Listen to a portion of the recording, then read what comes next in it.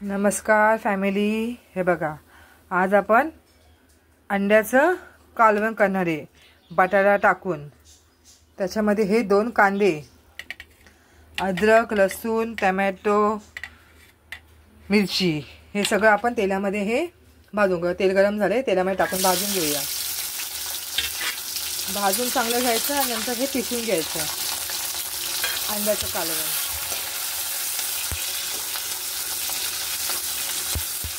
चांगलं भाजून घेऊया आपण. सगळं तेल गरम झाले. आता ही अंडी आणि हे बटाटा तेलात टाकून आपण फ्राय करून घेऊया. आता चांगलं फ्राय करून घ्यायचं. थोडंसं फ्राय करून घेऊया आपण. बघा, तो मसाला वाटला ना आपण, तो मसाला भाजला, तो वाटून घेतलाय बघा. थोड्या याच्यामध्ये मसाला टाकून घेऊया. हळद हे टाकून हे चांगलं फ्राय करून घेऊया आपण. असं जरा फ्राय करून घेतलं ना अंडा आणि बटाटा, खूप छान लागतं रे कालवण. अंड्याला जरा चव येते जरा चांगली. नुसतं उकळून टाकलं नाही चांगलं लागत. जरा चांगलं फ्राय करून घेऊया आपण. जरा डाग पडेपर्यंत फ्राय करूया. आता हे काढून घेऊया आपण. चांगला याच्यात मसाला मीठ लागलेला आहे. आता हे काढून घेऊया आपण. कढईमध्ये तेल घेतलेलं आहे. मीठ, हळद, गरम मसाला आपण हे तेलामध्ये सोडून देऊया.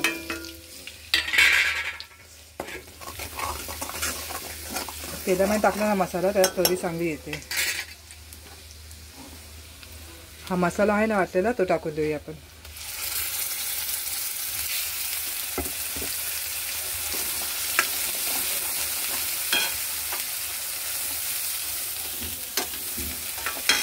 बघा, मसाला शिजलाय, तेल कसं सोडलंय मसाल्याने. आता हे आपण मिक्सरच्या पाण्यामध्ये पाणी ठेवून घेतलेलं ते टाकून देऊया याच्यामध्ये.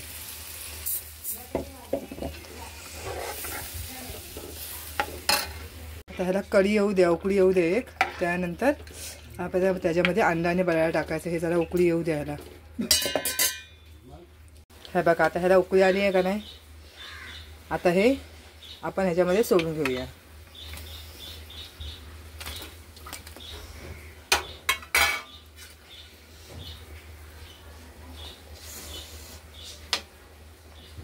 आता 5 मिनिटं हे कढून द्या.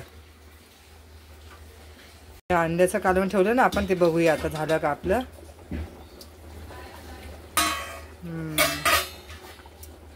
झालं बघा. आता गॅस बंद करून घेऊया.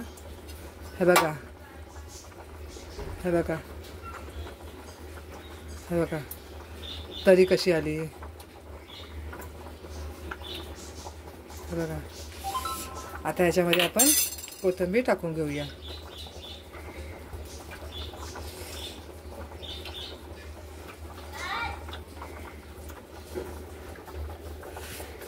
प्लीज कसं वाटलं बोला, कमेंट करा, लाईक करा, शेअर करा. चला, नमस्ते.